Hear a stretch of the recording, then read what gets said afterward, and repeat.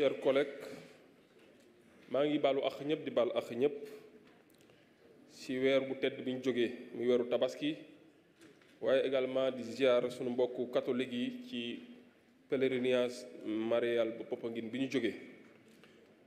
Monsieur le Président, aucune œuvre humaine n'est parfaite, à plus forte raison les textes.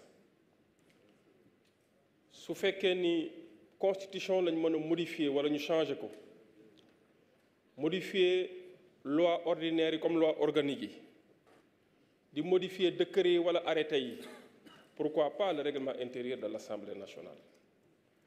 Donc exercice bi ñuy réunir tey muy exigence d'adaptation et de réadaptation par rapport aux nouvelles mutations qui nous interpellent.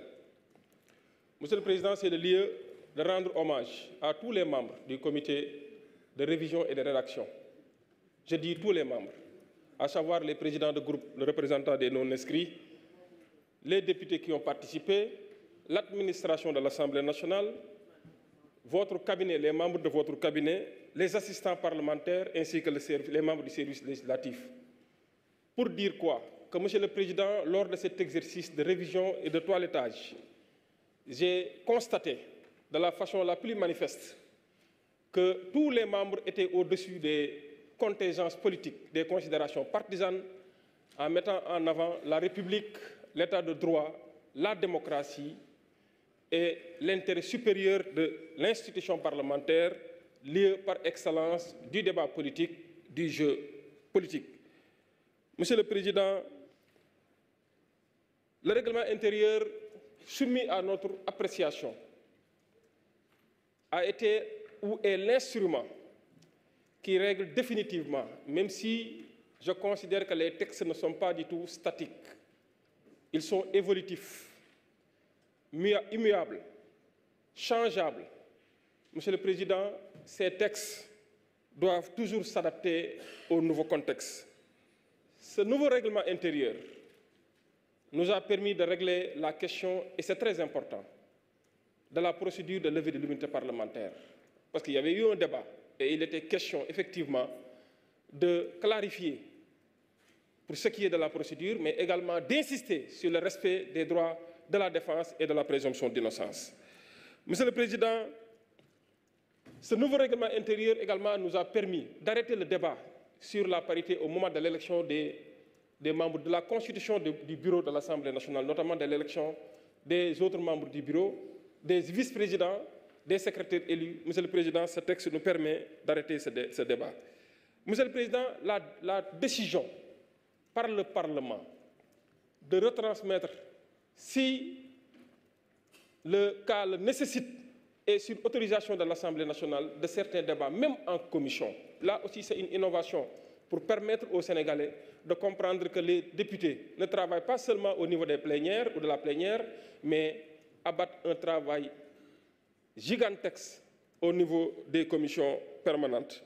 Monsieur le Président, également, ce règlement intérieur nous permet de donner à l'Assemblée nationale ce pouvoir qu'on a donné à d'autres institutions de ce pays, même des autorités administratives et indépendantes ont eu effectivement cette possibilité de saisir la justice à la suite d'une enquête parlementaire, à la suite d'une enquête administrative, de saisir la justice au fin de donner suite à un rapport impliquant ou constatant des infractions. Et Monsieur le Président, l'Assemblée nationale, effectivement, désormais est une institution qui, à la suite d'une enquête parlementaire, ayant constaté ou relevé des faits susceptibles d'être traduits devant les juridictions pénales ou en tout cas devant les juridictions sénégalaises, que effectivement cette Assemblée nationale puisse avoir cette possibilité de saisir la justice en toute indépendance, sans pour autant influer ou influencer effectivement la décision ou l'œuvre judiciaire. Monsieur le Président, je terminerai par dire que cette innovation majeure concernant le comité permanent de suivi et évaluation des politiques publiques, je pense qu'est une innovation majeure, voire même une révolution de l'Assemblée nationale, et ça permettra demain de faire jouer à l'Assemblée nationale son premier rôle et de prendre ses responsabilités. Je vous remercie. Merci beaucoup. La liste des orateurs est épuisée, donc je donne la parole successivement à l'honorable député. Ah oui, Mamadou Lamine Diaïté. Vous aviez retiré votre carte. Je rappelle encore, il faut insérer votre carte. Quand on demande la parole, il faut maintenir la carte insérée. Peut-être qu'il y a un problème technique alors. Vous pouvez venir ici.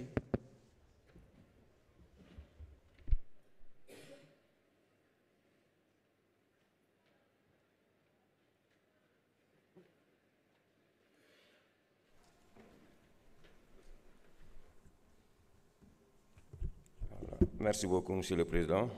Je suis nuyu ses collaborateurs, de nuyu les chers honorables, de rafetlu bu baax liggéey bu ñu commencé depuis début session ordinaire bi.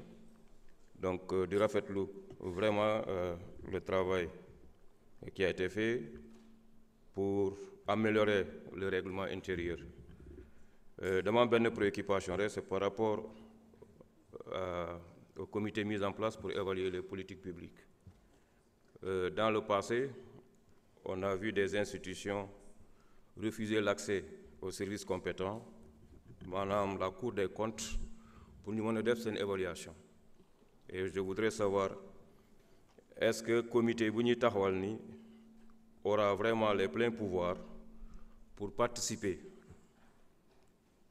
en amont, c'est-à-dire dans la mise en place des politiques publiques, leur exécution, mais aussi leur évaluation. Donc, loolu mooy sama préoccupation, mais surtout le personnel bu war a bokk ci comité bi, parce que évaluer les politiques publiques, c'est un exercice extrêmement complexe te état dafa yaatu. Donc dama gis ci biir article 113 bi, paragraphe 5, ñu bind ne le nombre de politiques publiques à évaluer est fixé au minimum à 2 par année.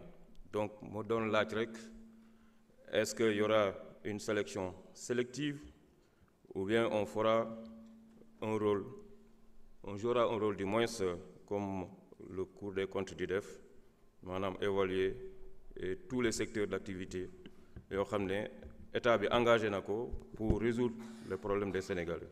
Donc, loolu moo newoon sama préoccupation de leen jaajëfal. Merci beaucoup.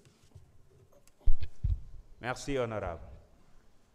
Je donne la parole à Monsieur Tafsir Choy.